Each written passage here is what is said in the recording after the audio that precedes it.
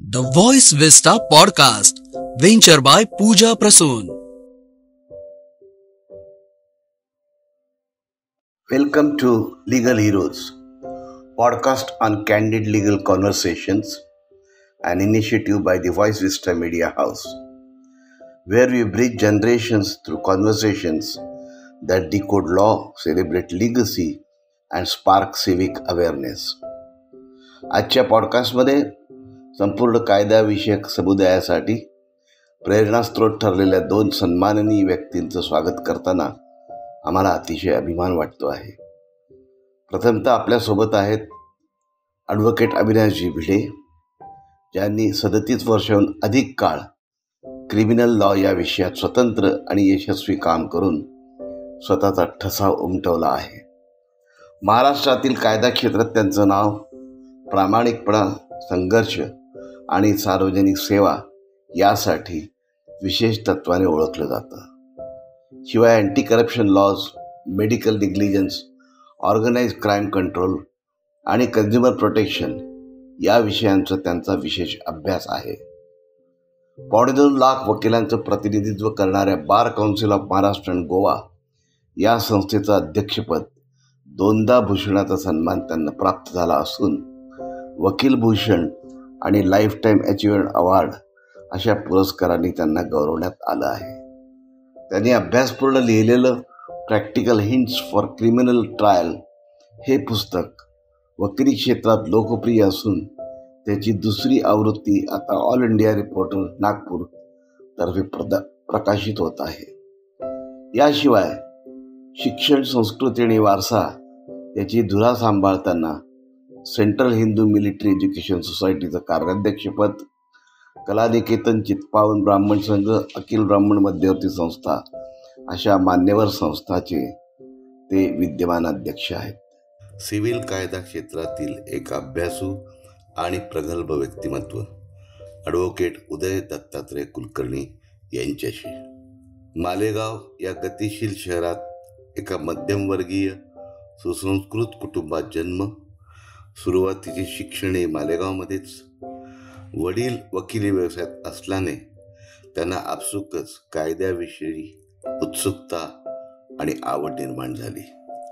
मग वडिलांच्या सल्ल्याने त्यांनी गव्हर्नमेंट लॉ कॉलेज मुंबई येथे कायद्याचे शिक्षण घेतले. त्यांच्या नशिबानेच शिक्षणादरम्यानच नामवंत वकील MV साळी यांच्या मार्गदर्शनाखाली काम करण्याची संधी त्यांना लाभली. शिक्षण पूर्ण झाल्यानंतर काही काळ त्यांनी मुंबई हायकोर्टमध्ये स्वतःची प्रॅक्टिस केली. परंतु 1986 मध्ये ते मालेगावला परतले आणि वडिलांच्या व्यवसायात हातभार लावला. आज सातत्याने गत 4 शतके सिव्हिल लिटिगेशन या विषयात काम करून त्यांनी एक अभ्यासू आणि विश्वासार्ह वकील म्हणून स्वतःची ओळख निर्माण केली आहे. 1956 हिंदू सक्सेशन ॲक्ट अंतर्गत त्यांनी प्रॉपर्टी वाटपाच्या वेळी अजून जन्मही न घेत झालेल्या गर्भातील मुलाचा हक्क काय या विषयाला वाचा फोडली. या अत्यंत संवेदनशील, कायदेशीर, गुंतागुंतीच्या आणि ऐतिहासिक प्रकरणाचा निकाल अतिशय महत्त्वपूर्ण ठरला. त्याची परिणती एका डिस्ट्रिक्ट जजच्या प्रमोशनला कारणीभूत ठरली. त्यांनी पार्टिशन डिस्प्यूट्स, विल्स आणि टेस्टामेंटरी इंटरप्रिटेशन सारख्या अनेक गुंतागुंतीच्या सिव्हिल सूट्स अतिशय सखोल, अभ्यासपूर्ण पद्धतीने हाताळल्या. ॲडव्होकेट कुलकर्णी यांचे योगदान केवळ न्यायालयीन कामकाजापुरतेच मर्यादित न राहता गेली 15 वर्षे ते रोटरी चॅरिटी ट्रस्टचे ट्रस्टी आहेत आणि त्यांनी मालेगावमध्ये एक अद्ययावत आय हॉस्पिटल स्थापन करण्यात मोलाची भूमिका बजावली आहे. 150 वर्षाची परंपरा असलेली काकाडी नगर लायब्ररी यांचे ते व्हाईस प्रेसिडेंट आहेत. रोटरी क्लबच्या माध्यमातून त्यांनी अनेक सोशल इनिशिएटिव्हमध्ये सक्रिय सहभाग नोंदवला आहे. ॲडव्होकेट कुलकर्णी हे केवळ कायदेतज्ञ नाहीत, तर ते community leader, torch बेअरर of justice आणि सायलेंट आर्किटेक्ट ऑफ चेंज म्हणून ओळखले जातात. आजच्या एपिसोडमध्ये आपण मृत्यूपत्र या विषयावर चर्चा करणार आहोत. हा कायदा नेमका काय आहे हे समजावून घेण्यासाठीचा हा प्रयत्न आहे. ही केवळ चर्चा नाही, हा एक मास्टर क्लास आहे. कायदा, सत्ता केंद्र, प्रशासन आणि नागरिक म्हणून तुम्ही यांच्यामधील आपपर संबंध याबाबत आपण जाणून घेणार आहोत. चला तर मग कोर्टरूम ऑफ आयडियाज मध्ये प्रवेश करूया आणि ही अभ्यास पूर्ण चर्चा सुरू करूया.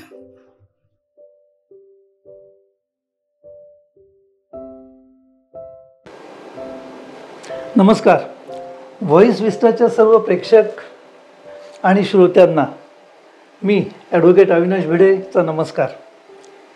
आज आपल्याबरोबर माझे मित्र उदय दत्तात्रय कुलकर्णी, जे वकील आहेत, मालेगाव येथे प्रॅक्टिस करत आहेत, आज आपल्याबरोबर गप्पा मारायला आलेले आहेत. उदयजींचा सगळी प्रॅक्टिस ही गेली 40 वर्ष प्रॅक्टिस करत आहेत आणि सर्व प्रॅक्टिसेस सिव्हिल लॉमध्ये त्यांचा खूप चांगला प्रॅक्टिस आहे त्यांची. उदयजी, तुमचं ह्या व्हॉइस विस्टा प्रोग्राममध्ये स्वागत. धन्यवाद. मला असं सांगा की तुमचं शिक्षण कुठे झालं आणि प्रॅक्टिस सुरुवात तुम्ही कुठे केली? माझं ग्रॅज्युएशनपर्यंत शिक्षण तर मालेगावातच झालं. फर्स्ट लॉसुद्धा मालेगावातच झालं. पण फर्स्ट लॉ नंतर वडिलांची आणि माझी पण इच्छा होती की मी बाहेरगावी शिकायला जावं. तर नाशिकला लॉ करावा असं म्हणणं होतं. मग वडील म्हटलेत की नाशिकपेक्षा मग मुंबईत चांगलं, म्हणून मी गव्हर्मेंट लॉ कॉलेजला चर्चगेटला मी ॲडमिशन घेतली आणि त्याच्याजवळच सी रोडला गव्हर्मेंट हॉस्टेल होतं, तिथं मी माझी राहायची व्यवस्था झाली. आणि शेवटचे 2 वर्ष आणि LLMचं पहिलं वर्ष, जे अर्थात मी कंप्लीट करू शकलो नाही, असे 3 वर्ष मी मुंबईत होतो. आणि ह्या 3 वर्षाच्या काळात जरी शिक्षण घेत होतो तरी हार्डली कॉलेजला जात होतो. पण मी मुंबईचे प्रसिद्ध वकील ॲडव्होकेट MV साळी, की ज्यांची रेव्हेन्यूमध्ये अथॉरिटी होती, यांच्याकडे मी ज्युनियरशिप करत होतो. सेकंड इयरपासूनच मी ज्युनियरशिप करत होतो. त्यामुळे मुंबई हायकोर्टामध्ये कसं कामकाज चालतं याचा जवळून मी बघितलेलं आहे. पण मग किती वर्ष तुम्ही हायकोर्टामध्ये अशी काम केलं? मी वकील झाल्यानंतर 1-1.5 वर्ष मी हायकोर्टामध्ये काम केलं. आणि मग वडील म्हटले की आता मी थकलो आहे म्हणे, तू मालेगावला यावं असं मला वाटतं. मग तसंच ते LLMचे वर्ष सोडलं आणि मग मी मालेगावला प्रॅक्टिस सुरू केली वडिलांच्या सोबत. पण मग म्हणजे मी असं म्हणेन की तुम्ही मालेगावला प्रॅक्टिस सुरू केल्यामुळे मालेगावच्या लोकांचा किती फायदा झाला आहे हे आम्ही खरंच जाणतो, मी तरी जाणतो नक्कीच. आता आजचा जो विषय आहे मृत्यूपत्र, तर एक सर्वसाधारण माणसाच्या मनात मृत्यूपत्र म्हटलं की एक भीती निर्माण होते किंवा भीती असते. तर हा काय कन्सेप्ट आहे, म्हणजे मृत्यूपत्र ही काय कन्सेप्ट आहे? म्हणूनच मी या विषयाला सुरुवात करण्या अगोदर असं सांगेन की त्याला एक पर्यायी शब्द आहे, इच्छापत्र. इच्छापत्र. बरं.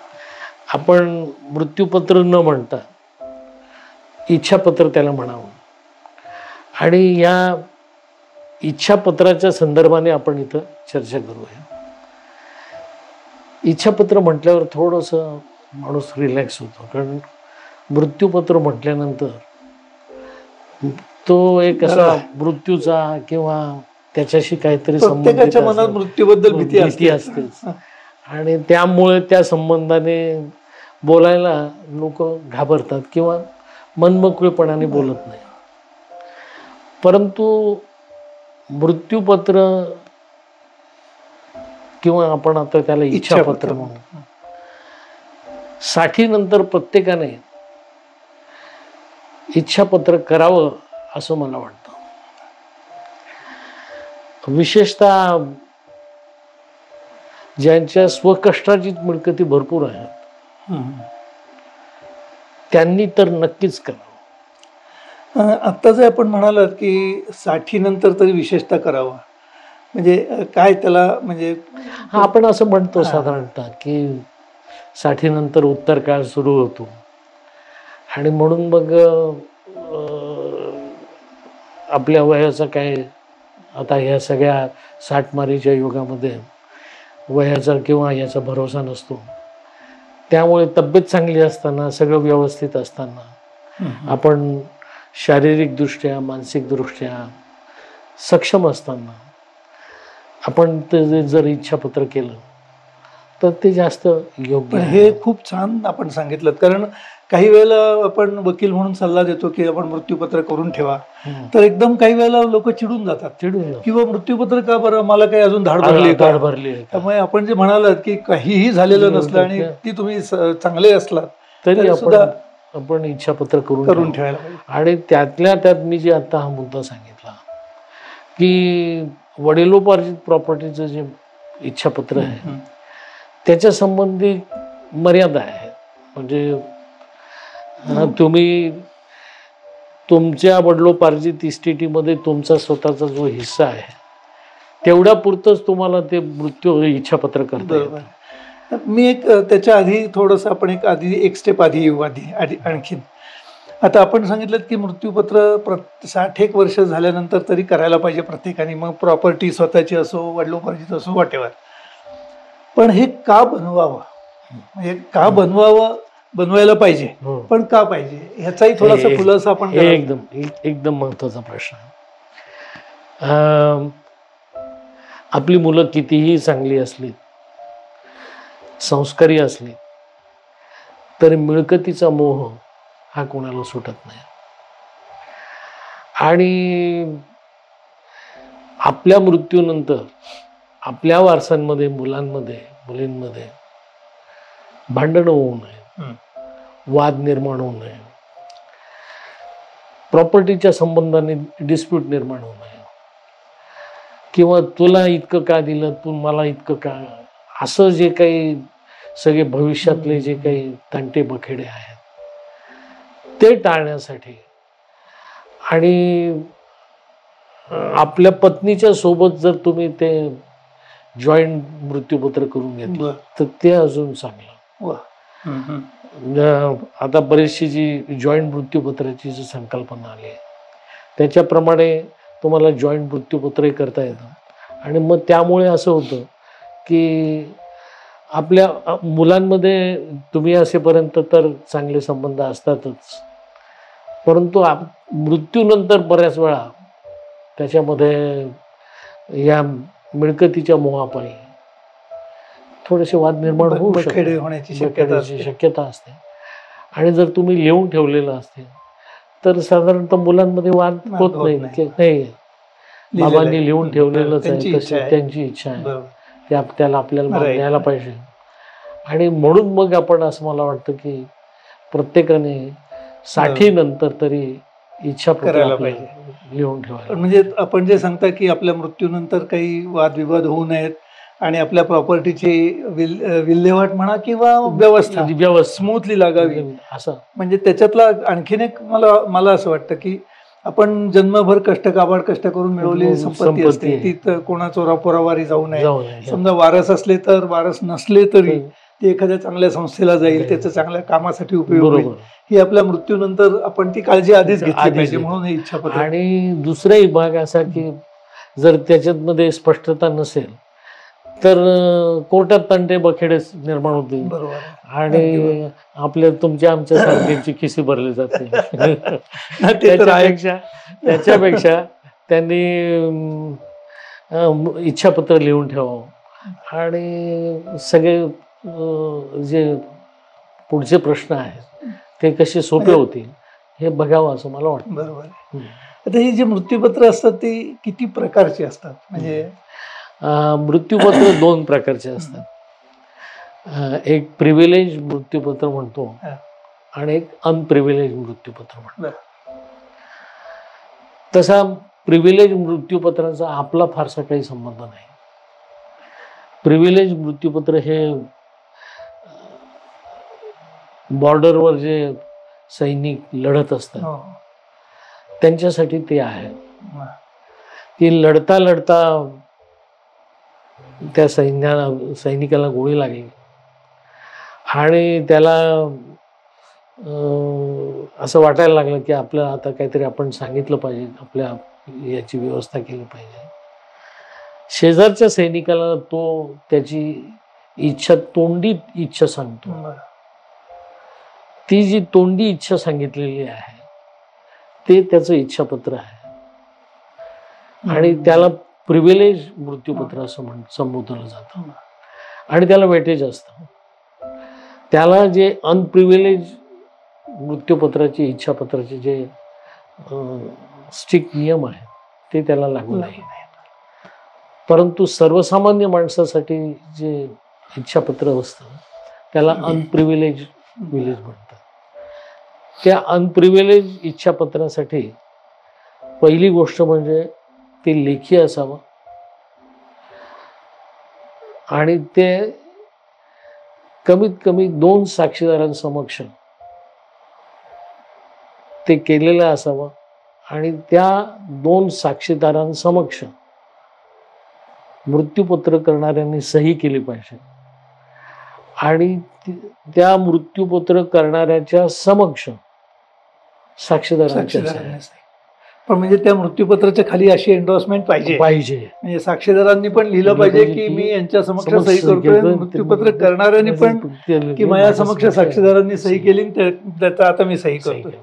असं एक म्हणतात की मेडिकल सर्टिफिकेट पण त्याच्यात असावं. असं मेडिकल सर्टिफिकेट तसं कायद्याने बंधनकारक नाही, परंतु ते असावं याच्यासाठी की त्यावेळेस मृत्यूपत्र करणारा जो आहे तो शारीरिक दृष्ट्या आणि मानसिक दृष्ट्या सक्षम आहे, त्याला आपण काय करतो आहोत याची पूर्ण समज आहे आणि पूर्ण विचारांती होशो हवा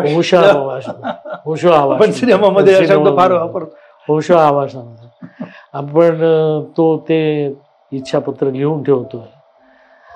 असं जर आपल्याला रेकॉर्डवर आणायचं असेल तर डॉक्टरचं सर्टिफिकेट आणि मग त्यातल्या त्यात आपण डॉक्टर निवडताना आपला फॅमिली डॉक्टर निवडावा की फॅमिली डॉक्टर हा तुमचा म्हणजे पूर्वीची जी कन्सेप्ट होती ती फॅमिली डॉक्टरची कन्सेप्ट थोडीशी हे झाली. पण पूर्वी फॅमिली डॉक्टरला तुमच्या संपूर्ण घराबद्दल, तुमच्या शरीराबद्दल, तुमच्या सगळ्या प्रॉब्लेम बद्दल सगळी माहिती असते आणि तो तुमच्याशी जवळ साधलेला असतो आणि त्यामुळे नैसर्गिकरित्या तुम्ही तुमच्या फॅमिली डॉक्टरला मृत्यूपत्र लिहिण्याच्या अगोदर तुमची शारीरिक आणि मानसिक स्थिती चांगली होती हे तपासण्यासाठी बोलवलं.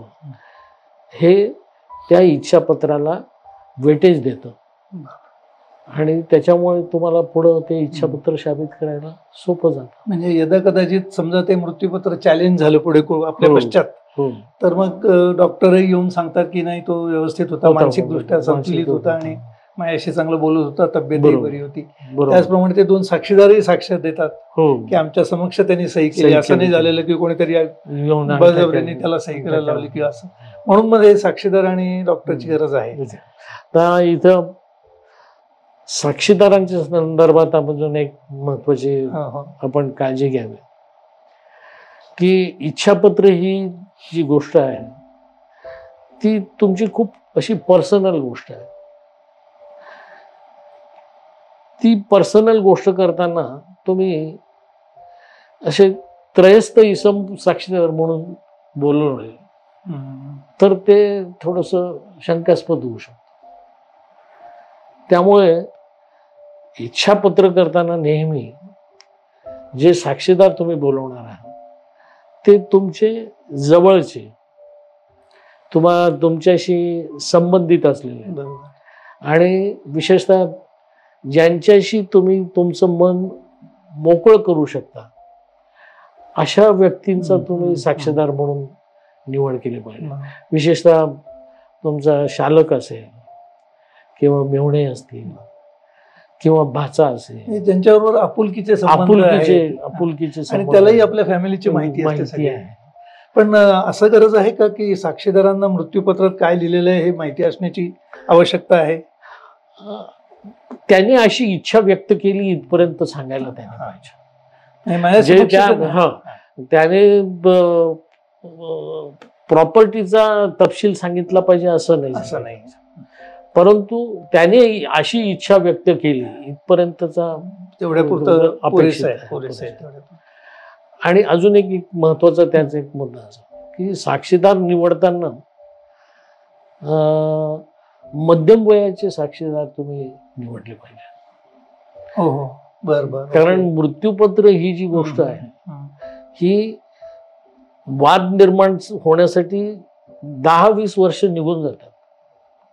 कारण त्याने मृत्यूपत्र केलेलं असतं, त्याचं आयुष्य किती पुढं असतं ते माहीत नसतं. समजा ते आयुष्य 10-20 वर्ष असेल आणि मग त्या मृत्यूपत्राचा जो काही भाग आहे तो कोर्टात किंवा कुठं वाद त्याचा निर्माण झाला तर तो 20 वर्षानंतर 25 वर्षानंतर तो उद्भवतो आणि मग त्यावेळेस साक्षीदार ते जिवंत असले पाहिजे. बरोबर. म्हणजे मृत्यूपत्र करणाऱ्या वयाच्या पेक्षाही एक 10-15 वयाचा माणूस शक्यतो निवडावा. मग अशी आपण एक जो विषय सांगितला की साक्षीदार निवडताना काळजी घ्यायला पाहिजे. बऱ्याच वेळेला असं लक्षात येतं की आता हे सब रजिस्टर ऑफिसेस असतात किंवा जिथे कुठे तर तिथे जी मंडळी फिरत असतात आजूबाजूला ती काही वेळेला चल ये रे सह्या कर असं होऊ शकतं. तर ही काळजी निदान मृत्यूपत्र करताना तरी ही घेतली पाहिजे की असा कोणी तिथे उपस्थित असलेला किंवा पानटपरीवरचा माणूस किंवा चहा देणारा कोणीतरी आला. म्हणूनच या ठिकाणी इतर दस्त आणि इच्छापत्राचा दस्त याच्यामध्ये फरक आहे. खरेदी खताचा जो दस्त आहे तो खरेदी खताचा दस्त कोर्टात गेला त्यावेळेस खरेदी देणारा खरेदी घेणारा जिवंत असतो, जे बराच वेळा असतो. परंतु इच्छापत्र असा डॉक्युमेंट आहे की तो डॉक्युमेंट तो माणूस मेल्यानंतरच कोर्टात जातो. त्यामुळे कायद्यामध्ये त्याला विशिष्ट तरतुदी दिलेल्या आहेत. सेक्शन 68, 63 ऑफ सक्सेशन ऍक्ट किंवा एव्हिडन्स ऍक्ट 68 एक विशिष्ट अटी शर्ती त्याला घातलेल्या आहेत. आणि या अटी शर्तीमध्ये जेव्हा तो डॉक्युमेंट आपल्याला सिद्ध करायची वेळ येते त्यावेळेस आपण जो आता मुद्दा सांगितला की कोणी असा एक आयरागरा माणूस सापडला, अनोळखी माणूस सापडला आणि तो पटकन सही करतो, असं इच्छापत्राला चालणार नाही. ते तितकं लाईटली घेऊन चालणार नाही साक्षीदार जे कोण. मग अशी एक विषय छोटासा आपला संदर्भ आपण घेतलात 60च्या वरच्या लोकांनी तरी करायलाच पाहिजे. पण याला काही एज लिमिट काही आहे का 18 वर्षाच्या वरच्या माणसांनी करायला पाहिजे किंवा काय असं काही आहे? लहान मुलांनी केलं पाहिजे असं काही नाहीये. पण समज असलेला असला म्हणजे संज्ञान असावा आणि मानसिक दृष्ट्या संतुलित असावा आणि त्याची तशी परिस्थिती असावी. एकदमच कफल्लक माणूस आहे त्याच्याकडे काहीच नाही तरी सुद्धा आपलं काहीतरी लिहून ठेवलं त्याला. आपण उल्लेख केला तर आता अटी आणि शर्ती काही आहेत त्याच्यात, तर त्या काही थोडं त्याचा काय बघा की पहिल्यांदी गोष्ट मी ते मगाशीच सांगितलं की साक्षीदारांच्या समक्ष मृत्यूपत्र करणाऱ्यांनी सही केली पाहिजे. मृत्यूपत्र करणाऱ्याच्या समक्ष साक्षीदारांनी सह्या केल्या पाहिजे. हे मृत्यूपत्र लेखी असावं. ह्या 3 महत्वाच्या कायद्याच्या अटी ह्या स्ट्रिक्टली फॉलो झाल्या पाहिजे. ती नोंदलं पाहिजे असं काही पण नोंदलेलं चांगलं की ज्याच्यामुळे पुन्हा वेटेज निर्माण. हल्ली आणि ते नोंदताना हल्ली फोटोग्राफही काढला डॉक्युमेंट वरती आपला फोटो मीच केलाय ना अविनाश भिडे म्हणून मीच उभा आहे हे त्याची खात्री पारदर्शकता आली. ते कंपल्सरी नाहीये परंतु केलेलं चांगलं.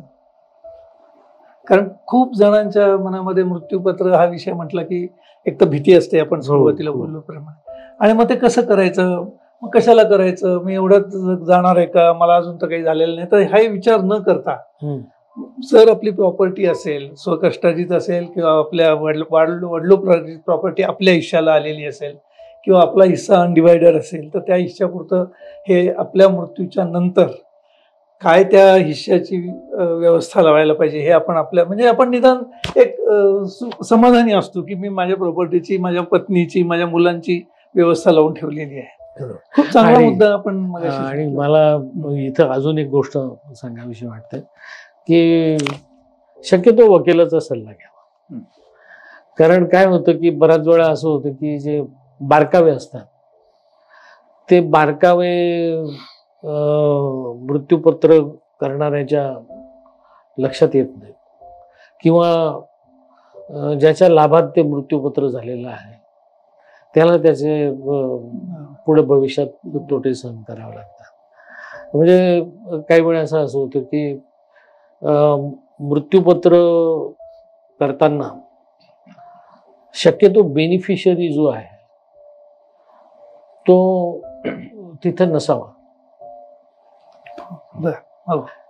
की याच्या इन्फ्लुएन्समुळे हे मृत्यूपत्राचं बेनिफिशियरी हा झालेला आहे असा कदाचित त्याचा इन्फरन्स निघू शकतो. पण मग हे सगळं जे मृत्यूपत्राची जी करण्याची जी गोष्ट आहे ही वकिलाच्या सल्ल्याने व्यवस्थित केली तरी करणं अधिक चांगलं. कारण शेवटी आणि ते कॅज्युअली करू नये. तो इव्हेंट म्हणून एक विशिष्ट भाग म्हणून ठरवून केलेली गोष्ट असावी की मला हे मृत्यूपत्र करायचं आहे. मी माझा जवळचा माणूस भाचा मी बोलवून घेतो, मी पत्नीचा भाऊ आहे त्याला बोलवून घेतो आणि आपण असं ह्या दिवशी बसू. हे सगळं मी त्याचं टिपण तयार करतो. माझी अशी अशी प्रॉपर्टी आहे आणि या प्रॉपर्टीचं व्यवस्थित विवरण तपशील आपण तयार ठेवावा आणि मग तो तयार ठेवलेला तपशील आपण सांगून की अशा अशा या 10 प्रॉपर्टीज आहेत, त्याच्यातल्या 5 प्रॉपर्टी मला याला द्यायची इच्छा आहे, 2 प्रॉपर्टी याला द्यायची इच्छा आहे. हां, आणि तुम्ही जर प्रॉपर्टी देताना कमी जास्तपणा करत असाल तर त्याच्यामध्ये कारण पण तुम्ही तशी का बोल याला जास्त बरोबर असं सुद्धा तुम्ही त्या मृत्यूपत्रामध्ये नमूद केलेलं झालं. आणि दुसरी गोष्ट जेव्हा तुम्ही ते जॉईंट मृत्यूपत्र करतात, जे पत्नी आणि पतीचं जॉईंट मृत्यूपत्र, तर त्यावेळेस सर्वसाधारणपणे survival will be first beneficiary असा एक क्लॉज त्याच्यात असावा की दोघांपैकी जो कॉन्टिंजन्सी क्लॉज आयदर कोणी जिंकेल त्याला. हा, आणि त्याच्यानंतर त्याच्या पश्चात जे काही होईल ते आपण आता लिहून ठेवतो. असं ते जो जॉईंट हे करून ठेवलं सुरक्षित. आणि त्याच्या संदर्भातच एक मी आज कालच एक केस सांगला. त्या मुलाने ते मृत्यूपत्र वडिलांचं केलं होतं, परंतु त्याच्यामध्ये आई वडिलांनी ही सगळी प्रॉपर्टी मला दिली आहे, म्हणजे त्या मुलाला दिली असं सगळं वडिलांनी लिहून ठेवलं होतं. पण आईचं तिथे सहीच नव्हती किंवा आईचा काही उल्लेखच नाही. आईच्या नावावर स्वतंत्र प्रॉपर्टी. हे जे बारकावे आहेत हे बारकावे वकील सांगू शकतो. आणि त्यामुळे वकिलाचा सल्ला घेतलेला बऱ्याच वेळेला काही लोक वकिलाकडे गेलो तर आपल्याला फी द्यावी लागेल, मग तो आणखीन काही 4 प्रश्न विचारेल, त्यामुळे काहीतरी त्याच्यातून. तर असं विचार न करता शक्यतो फी द्यावी लागली तरी चालेल, शेवटी तुमच्या प्रॉपर्टीची व्यवस्था असते. दुसरं जे बारकावे आपण जे म्हणाला, तर मला एक म्हणजे मी ज्या केसेस चालवल्या आतापर्यंत या संदर्भातल्या डिस्प्यूट्स, तर भाषा जी आहे मृत्यूपत्र करतानाची भाषा ती सोपी असावी, सुटसुटीत असावी, जेणेकरून कुठली प्रॉपर्टी तुम्ही कोणाला देताय. हो. म्हणजे नाशिकचे एक फ्लॅट असं न म्हणता नाशिकच्या कोणत्या भागामध्ये, कोणत्या बिल्डिंगमध्ये, फ्लॅट नंबर काय आहे, मजला कोणता आहे, किती वाराचा आहे, अंदाजे तरी निदान असं जर क्लिअरिटी त्याच्यात असेल तर ते आणखीन जास्त सुसह्य होतं. ज्यांना नंतर ती मिळायची असेल प्रॉपर्टी त्यांना. हा एक छान मुद्दा तुम्ही विचारला. हा एका केसमध्ये आला होता की एका श्रीमंत घराण्यातल्या स्त्रीचं मृत्यूपत्र होतं आणि ती अडाणी आणि ऐराणी बोलणारी, मराठी न बोलणारी अशी स्त्री होती आणि जे मृत्यूपत्र लिहिलं होतं ते शुद्ध मराठीत लिहिलेलं होतं. परंतु सुदैवाने त्याच संदर्भामध्ये आपल्या हायकोर्टाचे किंवा सुप्रीम कोर्टाचे दाखले असे की मृत्यूपत्र करताना ती व्यक्ती कोणाचा तरी सल्ला घेते आणि सल्ला घेतल्यानंतर त्या भाषेत जर ते मृत्यूपत्र लिहिलं ते काही अनैसर्गिक नाहीये. ती जर फक्त ऐराणी बोलणारी बाई असेल तर तिने ऐराणी भाषेतच ते मृत्यूपत्र असलं पाहिजे आणि इतर भाषेत ते असलं तर ते अनैसर्गिक आहे किंवा ते नैसर्गिक नाही असं काही असं नाही. इच्छापत्र लिहायचं आहे तर आपण कोणाचा तरी सल्ला घेणार. हा, पण ती त्याची जी सगळी चेन आहे म्हणजे वकिलाला सांगितलं, वकिलाला मी अशा माहिती दिली आणि ती माहिती त्याने व्यवस्थित नोट करून घेतली आणि सगळ्यात महत्त्वाचं की तिची जर अडाणी आणि अशिक्षित असेल, सगळ्यात महत्त्वाचं की ते जे लिहिलेलं आहे ते वाचून दाखवलं आणि त्या भाषेमध्ये तिला समजून सांगितलं. असा सगळा तो भाग ती लिंक एस्टॅब्लिश झाली. म्हणजे शक्यतो बोली भाषेत करावं पण ते शक्य नसेल तर पण अशी काळजी घेतली पाहिजे की साध्या सोप्या भाषेत त्या बाईंना किंवा माणसाला ज्यांनी केलंय त्याला ते समजून असलं पाहिजे. अशी लिंक जोडली पाहिजे. आता हे जे आपण मगाशी दोनदा उल्लेख आला की वडिलोपार्जित, स्वकष्टार्जित, तर स्वकष्टार्जित मिळकत म्हणजे कोणती मिळकत, कोणत्या मिळकतीला स्वकष्टार्जित म्हणावं, कोणत्या मिळकतीला वडिलोपार्जित मिळकत म्हणावं, ते जरा थोडा खुलासा, कारण बऱ्याच वेळेला तो गोंधळ आणि हा खूप मोठा गोंधळाचा भाग आहे की वडिलोपार्जित मिळकत आणि स्वकष्टार्जित मिळकत याचा लोक खूप गोंधळ करतात. एक मोठा शेतकरी, त्या शेतकऱ्याकडे खूप वाडवडिलांपासून खूप प्रॉपर्टी आली आहे. तो होतकरू शेतकरी आहे, खूप काबाड कष्ट करतो आणि त्या शेतीच्या उत्पन्नातून त्याने अजून खूप प्रॉपर्टीज केल्या. त्याने जरी त्या प्रॉपर्टी विकत घेतल्या तरी त्या प्रॉपर्टी त्याने वडिलोपार्जित मिळकतीच्या उत्पन्नातून विकत घेतल्या असल्यामुळे त्या सगळ्या प्रॉपर्टीज या वडिलोपार्जित प्रॉपर्टीज होतात. त्याची एकही प्रॉपर्टी ही स्वकष्टार्जित नाही. स्वकष्टार्जित मिळकतीसाठी त्याला स्वतंत्र उत्पन्नाचं साधन पाहिजे आणि ते तसं उत्पन्नाचं साधन आहे असं प्रस्थापित झालं पाहिजे आणि असं उत्पन्नाचं साधनाच्या माध्यमातून त्याने जी प्रॉपर्टी मिळवली आहे ती त्याची स्वकष्टार्जित प्रॉपर्टी आहे. आणि जी वडिलोपार्जित प्रॉपर्टी आहे, वडिलोपार्जित प्रॉपर्टीच्या संदर्भामध्ये त्याला मर्यादा आहे. वडिलोपार्जित प्रॉपर्टीमध्ये हिंदू कायद्यानुसार प्रत्येक, आता मेल आणि फिमेल दोघांना 2005च्या अगोदर फक्त मेल पर्सनला बाय बर्थ राईट होता.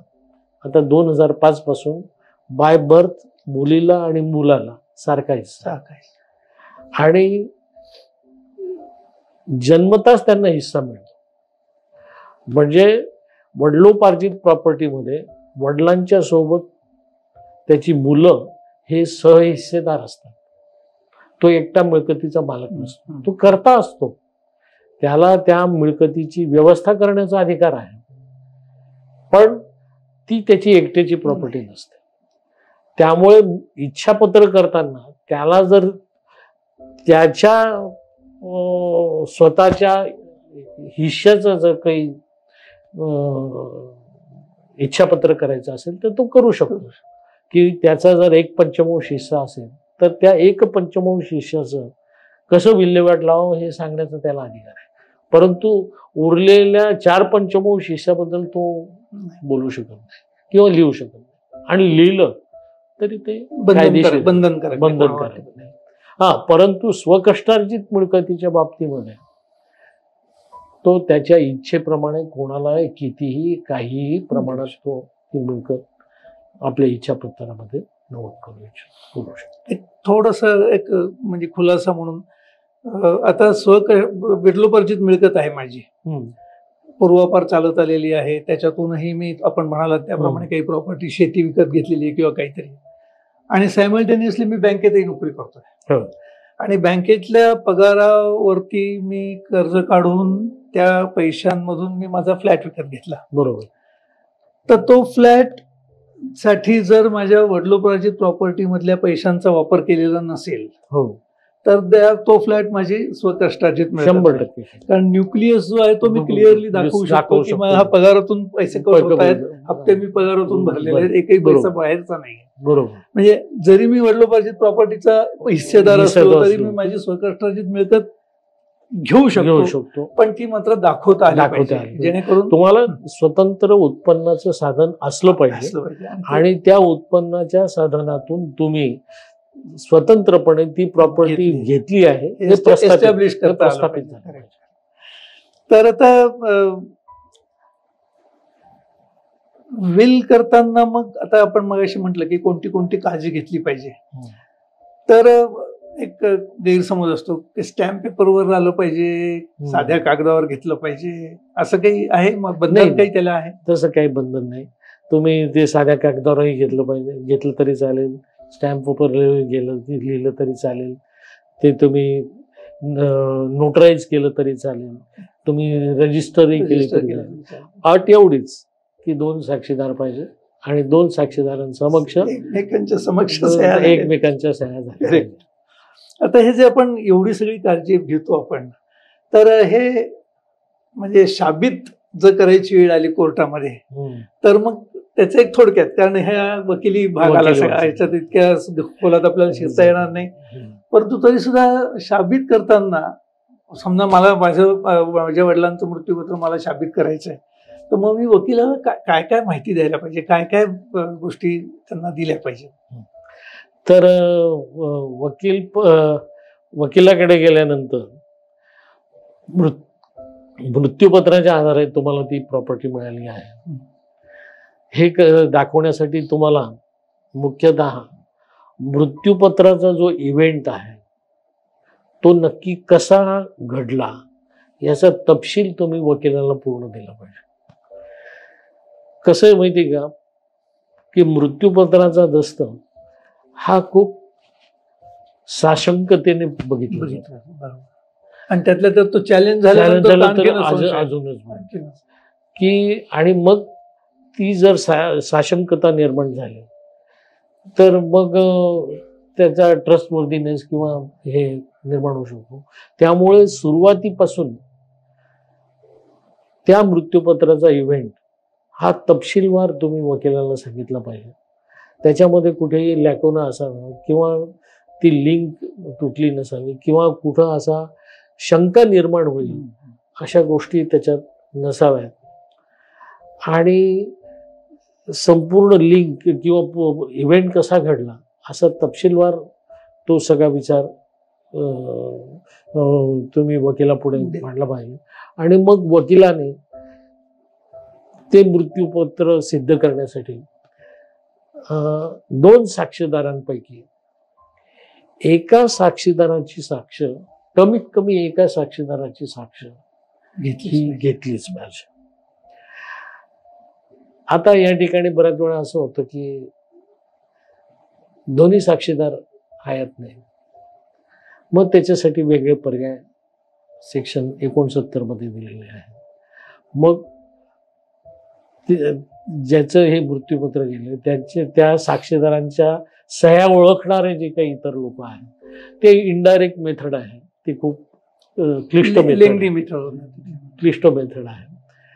त्यामुळेच मी मगाशी सांगितलं की साक्षीदार तरुण घेताना असावे. ही पण कायदा हा हतबल नसतो. म्हणजे साक्षीदार कोणी जिवंत नाहीत, त्यामुळे माझा मृत्यूपत्र आता हे संपलेलं आहे, तो विषय आता काही असं नाहीये. त्याला पर्याय आहेत, पण ते पर्याय थोडेसे अवघड आहे. त्यामुळे मृत्यूपत्रच्या आधारावर जेव्हा दावा सिद्ध करायची वेळ येते तेव्हा वकील या सगळ्या गोष्टी तो सिद्ध करतो आणि कमीत कमी एका साक्षीदाराची साक्ष घेतलीच पाहिजे. मृत्यूपत्र ज्या माणसाने करून ठेवलेलं असेल तर ते मृत्यूपत्र आता मी केले तर माझ्या पश्चात त्याचं एक्झिक्युशन होणार आहे, तर मग ते कोणाकडे ठेवावं, कुठे ठेवावं, कसं ठेवावं? हा, तर त्याच्यामध्ये बराच वेळा मृत्यूपत्रातच त्याचा उल्लेख करा की त्याला ऍडमिनिस्ट्रेटरही हा एक शब्द आहे की याचं ऍडमिनिस्ट्रेशन या मृत्यूपत्राचं अमुक अमुक करतील आणि त्यांच्याकडे ते मृत्यूपत्र असेल, असा उल्लेख साधारणपणे त्याच्यामध्ये असू शकतो किंवा केला पाहिजे. किंवा बऱ्याच वेळा असं होतं की असं एक की माझा मोठा मुलगा करता सवरता आहे आणि म्हणून मग मी ते मृत्यूपत्र हे मोठ्या मुलाच्या कस्टडीमध्ये दिले आहे, असं जरी त्याच्यामध्ये साध्या भाषेमध्ये त्याचा उल्लेख केला तरी चालेल.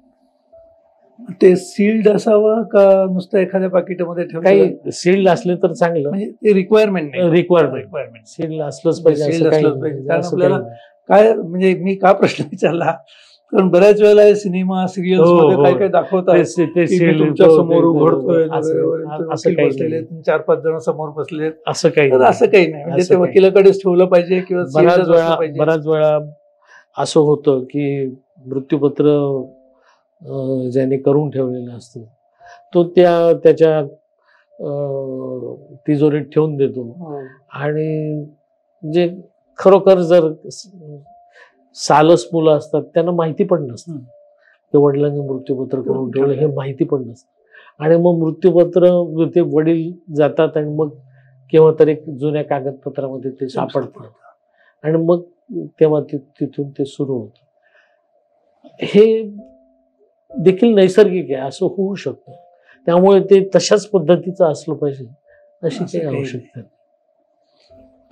परंतु ज्या फॅमिलीजमध्ये म्हणजे मी त्या माणसाच्या हयातीत काही डिस्प्यूट्स चालू आहेत प्रॉपर्टीच्या संदर्भात वगैरे, आणि त्या बॅकग्राऊंडवरती जर एखादा माणूस मृत्यूपत्र करून ठेवत असेल तर मात्र ती कोणत्या तरी जबाबदार व्यक्तीकडे ते ठेवलं गेलं पाहिजे, जेणेकरून तो ते त्या माणसाच्या मृत्यू पश्चात त्याचं प्रशासन करेल, ऍडमिनिस्ट्रेशन करेल, तेव्हा मात्र ती काळजी घेतली. पण जिथे डिस्प्यूट्स नाही आहेत तिथे करून ठेवलं तरी सुद्धा त्याने काही फरक पडत नाही, कारण तो माणूस जे वारसदार असतात त्यांची काही त्या प्रॉपर्टीवरती डोळा नसतो, त्यांना माहिती असतं की हे सगळं आमचंच आहे आणि आपण वाटून घ्यायचंय.